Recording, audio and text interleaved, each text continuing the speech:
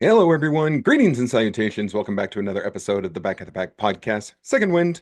I'm your host, Kyle Walker. Thank you so much for tuning in. Just wanted to say straight out of the gate here, thank you to everyone that we met at the Little Rock Expo. Last week's episode, or Monday's episode, all about the Little Rock Half Marathon and Marathon weekend. Very well received. We got a lot of positive feedback from people who were also at that race. I hope that you guys enjoyed the episode. I hope you become lifelong listeners of the podcast. And even though I know we are not Arkansas based, we're just up the road in Kansas City, we do try and cover races to the best of our abilities, and that you will maybe hear something in our area that would tempt you to drive a little north and come run with us up here in Kansas City. Of course, you are all welcome here in Kansas, Missouri, Kansas City area. We'd love to have you and see some of our races and see if you enjoy it as much as we do down in Little Rock. So again, thank you to everyone we met at the expo and everyone who has shared the podcast or said that they enjoyed it or are saying, hey, I want to check out more episodes. Again, thank you all very much for it. So today's episode of Second Wind, this is my favorite topic. And if you have listened before, you know where I'm going. My absolute favorite topic to talk about, there's a tongue twister, are audience request, listener request. People who say, hey, can you do an episode on blank? That is my absolute favorite topic to cover, and we have one of those today. So we are at the Little Rock Expo, and I'm working the table, and I'm meeting the people, and we're talking. And I'm talking to Ashley from Indiana. Another shout out. That's two in a row. Good job out of you.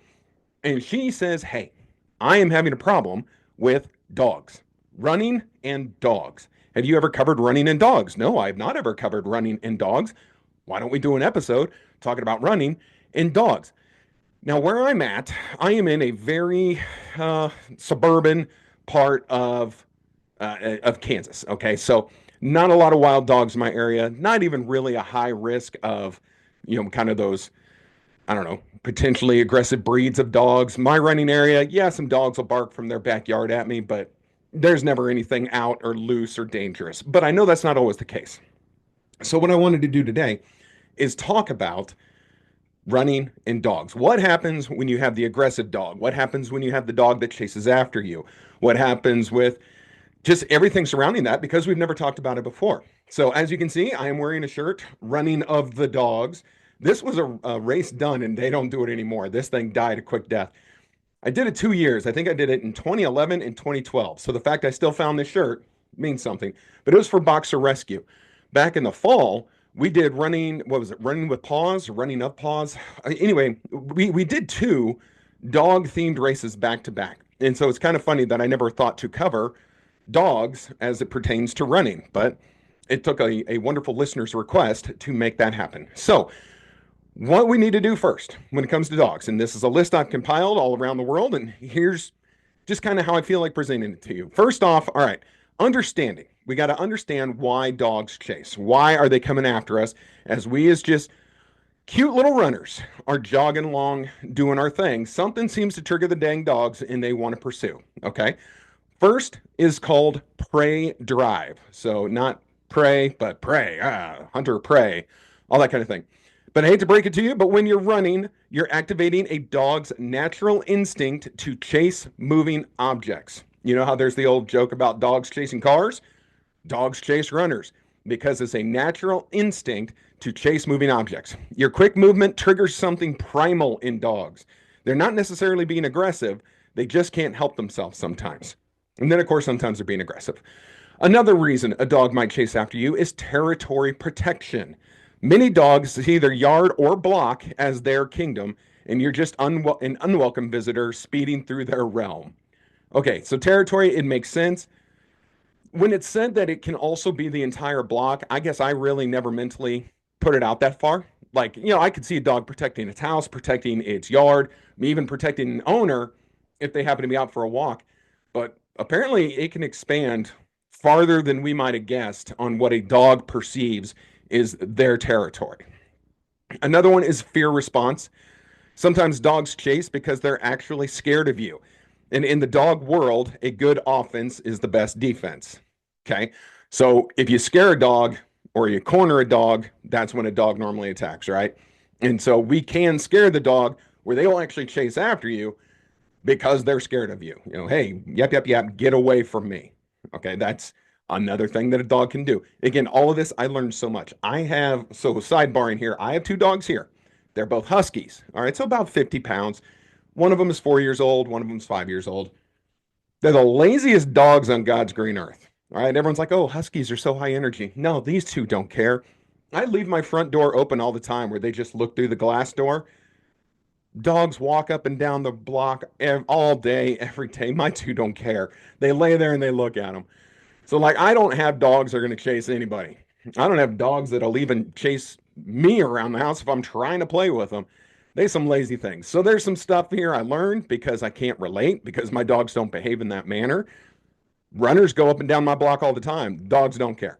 Now they care when I go for a run because I'm not taking them with me. They definitely care about that, but they don't care about the other runners. So again, I can't speak from real world experience on this, but I know people have had the problem, and then I can definitely do the research on it. Next one, number 4, is excitement and play. Not all chasing is aggressive. Some dogs just want to join your running club. You're thinking, hey, this looks like fun. Wait for me. Or that's what they're thinking. Sorry. I get that. It makes total sense that a dog would want to chase you to play. I understand that we as the people, we can't we honestly we can't take that risk. You don't know what a dog's intention is when they come chasing after you, and that's where we kind of go into fight or flight. And as runners, it's probably going to be flight because hey, I can outrun a dog. No, you can't. But we don't know the dog's intentions, so I know most of the time, 99 times out of 100, it's going to be taken as, oh crap, I'm in trouble. This dog's chasing me. All right. So let's go down to some prevention strategies that I found. So those are kind of the main reasons. If you're ever wondering, again, it's not hard to figure out, but there are ways to hopefully prevent. And the first one is route planning. So map the danger zones. Start keeping a mental map of houses with dogs that tend to chase and actually mark these on a running app with little dog emojis. And there are apps where you can do that. So you kind of know where the dog is at. You know, like in Strava, if you are a Strava user, again, I have to sound fancy when I say it, Strava, you can mark, like you can set up different challenges. You know, like from this block to this block there's one here in my neighborhood that someone set up a long time ago. What's it called? Running up Monticello. So there's a stretch on this road called Monticello that is a very steep uphill. So what they did is they set a starting point at the bottom of the hill and they set up an ending point at the top of the hill. And you can do an achievement on Strava called running up Monticello or ascending Monticello, whatever they called it. Now I don't remember. But either which way, you can set things up in Strava. And I bet setting up where dog houses are is something that you can do there as well. If you can't do it on an app, making a mental note is always a good thing. In my previous house that I lived in, I actually lived in half of a duplex. This is years ago, but this is when I took up running. This is where I was at, where I first was taking up running. I had this 3 mile loop. And I swear to Aisha, I have run that loop more than any other loop in all of creation, even more than the loops I do here at my current house, because I spent so long there and I just did that same loop over and over. But I knew that when I was going down, what was it? Quivira. When I was going down Quivira, once I made the right turn and I'm moving to the north, there was a house where there was always a dog on the other side of a privacy fence. But that thing would run up when it heard either my breathing or my footsteps, or it's just sensed that someone was there. That dog would run up to the fence. And I mean, growling, snarling, deep throated, roar kind of stuff. Like I don't even know what that dog looked like. It could have been a 6 pound Chihuahua for all I knew, but the way it sounded made me think that this was, the hounds of hell on the other side of this rickety old privacy fence. So I always knew to expect it. After it scares you the first 100 times, on 101, I had it figured out that there was a dog on the other side of the fence. And every time I ran by, he was going to scare the crap out of me because I was just not ready for that. And you hear him too. You hear him come thundering towards that fence. And then he just went off. So I finally got used to him being there. May have even said some snarky things to him through the fence a couple times. It's definitely possible because he did kind of annoy me at times. He annoyed me because he always scared me so damn much. But I digress. Wherever that dog is, if it's still kicking, I hope it has learned to embrace runners. We're actually very nice, doggy. I would have given you a treat, but I figured you would just take my hand as your snack. Anyway, next one, a predictable schedule. Okay, so this actually they say works. If possible, run at times when people are less likely to have their dogs out. Okay. That dog seemed to be outside all the time, the one I was just talking about. But I guess maybe during the day, if you would assume most people are working their 9 to 5s, the dogs might be in their kennel or might be inside, might not be in the backyard. That one is nice to be predictable at the schedule, but I don't know. You're kind of guessing other people's schedule at that point. So I don't know how much stock I'm putting into that. But I mean, I guess if you're going during the daytime where people are most likely at work, or at nighttime where people are maybe they've let their dog out for the last time, they're people getting ready to go to bed. Okay, then you might not have as much dog activity. Just a thought. And then another one, stay visible. Stick to open areas where dogs can see you coming rather than surprising them by suddenly appearing. Makes sense. And the next one, it says change your running profile. Run with a buddy. Dogs are often less likely to chase a group. Okay. Modify your movements. Running very steadily without erratic movements can make you less interesting to dogs. Okay. I mean, I get that. I don't know how many times I've been on a run and just, suddenly decided to do the electric slide, that might have gotten a dog's attention. Not normally. Normally it's pretty steady pace, but there you go. This is a suggestion. And then reduce your scent profile. Okay. This sounds strange, but some runners swear that not using scented products helps reduce dog interest. Okay, so I guess lay off the Axe body spray before you go for a run. Sure, we'll go with that. And we've all been there. If you've been to a start of a race, you know you're going to get one of two odors. The person who overly uses body spray before a race because people aren't getting up and showering in the morning and then going to the 5K. So you get the person who overly uses the body spray or the person whose deodorant wore off 8 hours ago and they did not refresh. So you only get one of two scents when you're at a race. Am I right? I mean, that's kind of where it's at. I am an overly body spray person. Not gonna lie, you will probably smell me coming from a little ways away before a race. Because no, I'm not showering before the race. I will touch up the old deodorant and then I'll use some body spray so that I don't smell like death warmed over when I get to the start line. Just letting you know, little piece into Kyle's life. Hope you enjoyed it. Next one, encounter tactics. All right, so here's what we're gonna do when we actually have the dog. All right, we didn't prevent it, we didn't outsmart it. Here we go. First off, the stop and stand technique. Sudden movement triggers chase instinct, so sometimes just stopping can diffuse the situation. Okay. Stand sideways, not facing the dog directly. Okay, this is one. So this really goes down to kind of the instinct of dogs. You don't want to look aggressive to the dog. You don't want to be squared up to it, try and bow up to it. If it's an aggressive dog, it's going to take that as, oh, you want to go? Oh, we'll go. All right, so there's that. Avoid eye contact, which can be seen as a challenge. Again, this is basic dog behavior stuff. We know this. Speak in a calm, low voice. Good dog. It's okay. Who's your good boy? Whatever. But, if you start getting all amped up, the dog's going to get amped up. Dogs oftentimes mirror kind of us. Maybe that's why my dogs are chill, because if you know me, I'm pretty chill about everything. Doesn't bother me if you run by my house. I'm not going to get upset. So neither do my dogs. The confident walk away. Never turn your back and run. This escalates the chase. Instead, back away slowly while still facing the dog, or maybe even kind of that sideways. But again, you're not looking him in the eye. You're not bowing up to him. You're just going to kind of slowly meander away, keep that half eye on old Fido there, see what he's up to. Maintain a confident posture. Dogs can smell fear, or at least read it in your body language. So if we start to act scared, that might get the dog to kind of intensify its behavior. And again, look, y'all, I'm going by what I have found and what I have, kind of helped put together. I am not an animal behaviorist. I am not a specialist. I'm not a vet. I did not stay at a Holiday Inn Express last night. So take this for what it's worth. This all makes sense to me, which is why I'm sharing it. But I am not the end all be all authority on this. But someone wanted to cover it, and I'm going to cover it, dagnabbit, because I can find information. So, all right, we got never turn your back and run. Instead, back away slowly. Maintain the confident posture. All right, makes all the sense, not scent. I can't talk today. Why am I recording? Anyway, distraction techniques. Now, this could work. Carrying dog treats can turn a potential chase into a positive encounter. So if you have a problem with a dog, a long-standing issue, maybe start keeping a treat or two in your pocket.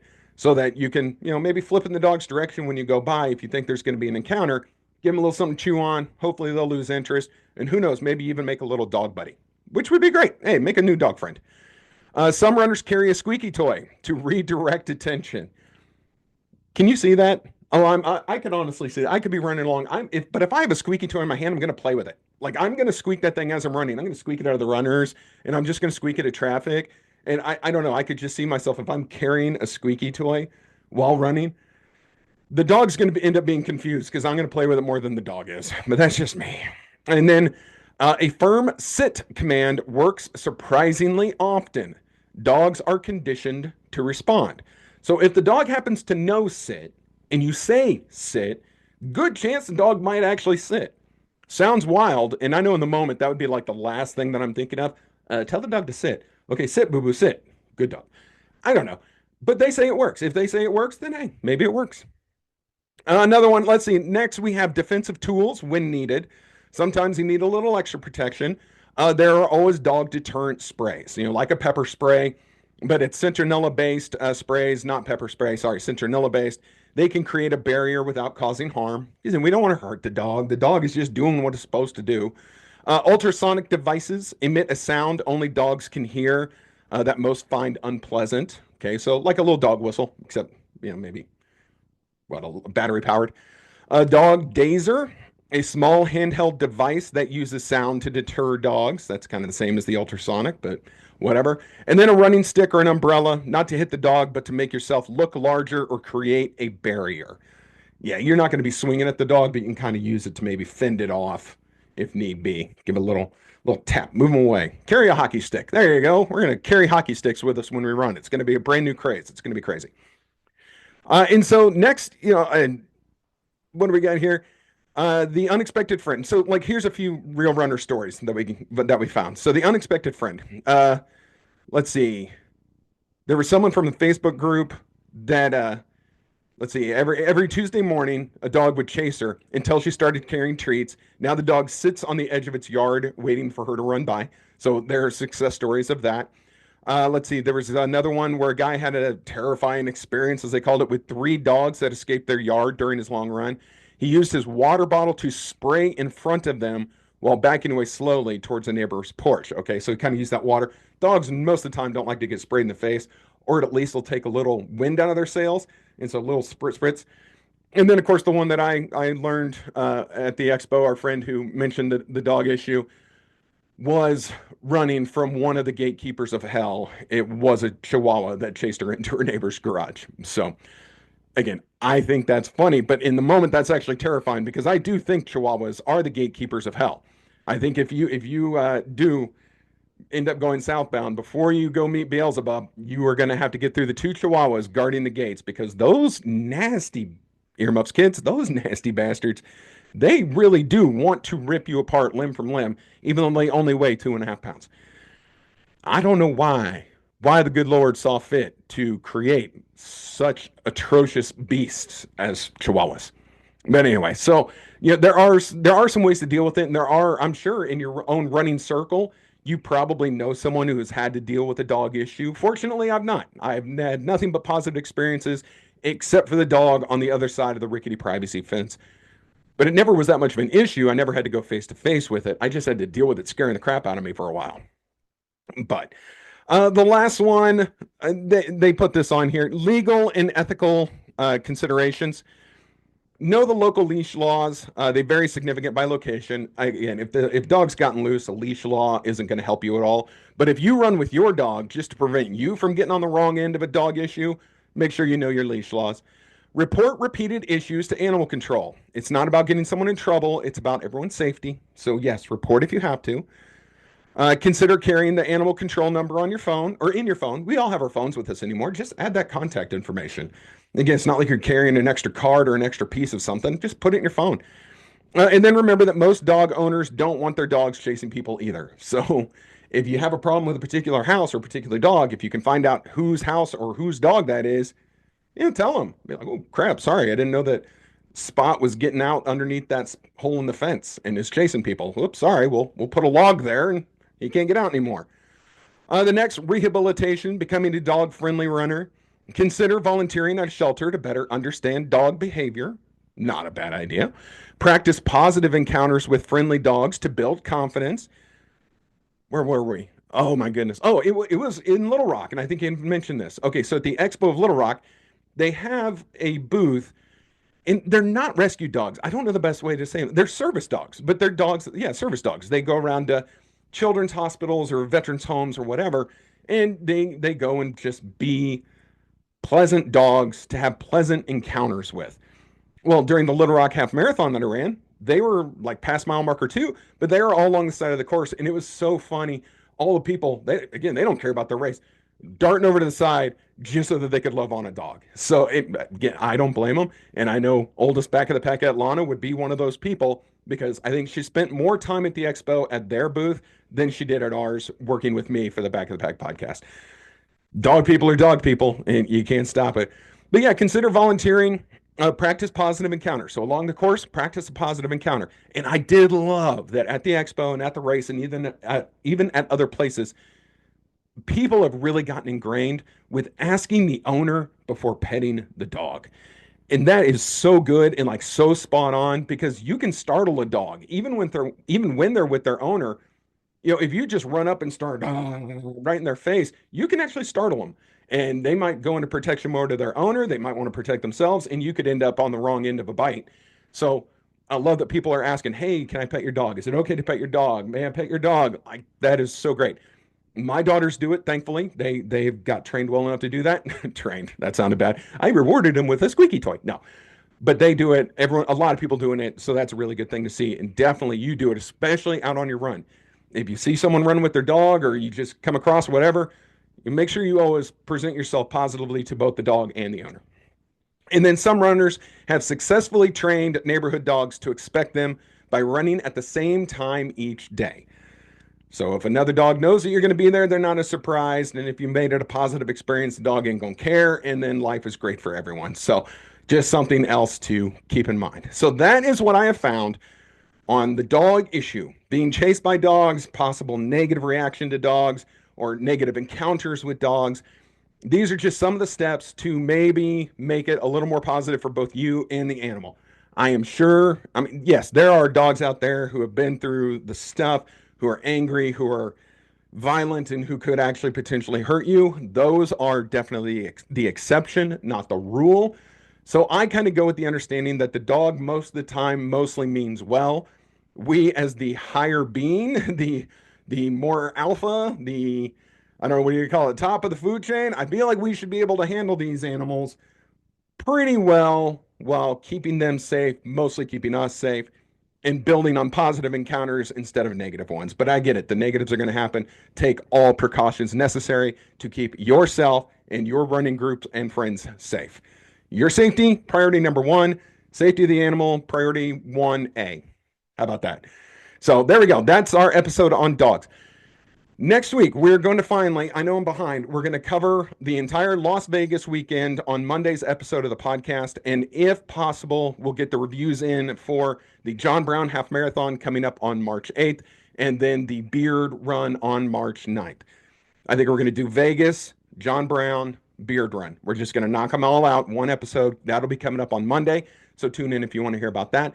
Next week is let's see, on next week's episode of Second Wind, we will be celebrating our 3-year anniversary of being a podcast. That will come out the day before the St. Patrick's Day 4 miler. I hope you will be at the St. Patrick's Day 4 miler in Westport on Saturday, March 15th, 10 a.m. start time for that race. When you complete that race, if you come and do it, go into Kelly's Westport Inn right there at the finish line and find us for the 3-year anniversary party for the Back of the Pack podcast. I can't believe it's been 3 years. It's crazy. But yeah, so next week on Second Wind, we're just going to talk about these 3 years and we're going to kind of reset. I know we have a lot of new listeners and maybe a lot of people we picked up from Little Rock. And you got my spiel at the booth for sure, but let's do an episode where we kind of refresh where we are and what we do here as the Back of the Pack podcast, and me, Kyle Walker, and all the people that help, because there are people that help with this podcast and help make this thing a success. We're going to kind of reset next week for 3 years, reintroduce ourselves, and then we can just, boom, continue on. That's going to be the plan, and I think that's what we're going to do. Hopefully, you come along this ride with us. It has been a blast for 3 years. I can't tell you how much fun I've had and how I hope we can continue on for another 3 years, 4 years, five, until you get tired of listening to me, really. So that's going to do it for this week's episode of the Back of the Pack podcast, Second Wind. I'm your host, Kyle Walker. It is my pleasure, as always. Thank you to all of our new listeners. Thank you for the listener question. Those are my favorite things to answer. If you have a question, reach out, Facebook, Instagram, email me, hit us up through the website. If you want something covered on this show, I absolutely want to cover it. You let me know. Everyone, the weather is finally getting nice again after that one day where Mother Nature just had a freaking hissy fit here in the Midwest. We're warming back up. The weather's looking good. So get out there and get your miles in. Spring running right around the corner. Congratulations to anyone who just did Tokyo. And I'm super sorry for all of us who did not get into the New York Marathon. I understand that was an absolute bloodbath of denials. Only 3% of applicants made it into the New York Marathon. So if that tells you anything, don't feel bad that you didn't make it. Nobody else did either. 3%. That is just insane. Everyone, have a safe week of training. We will see you next week.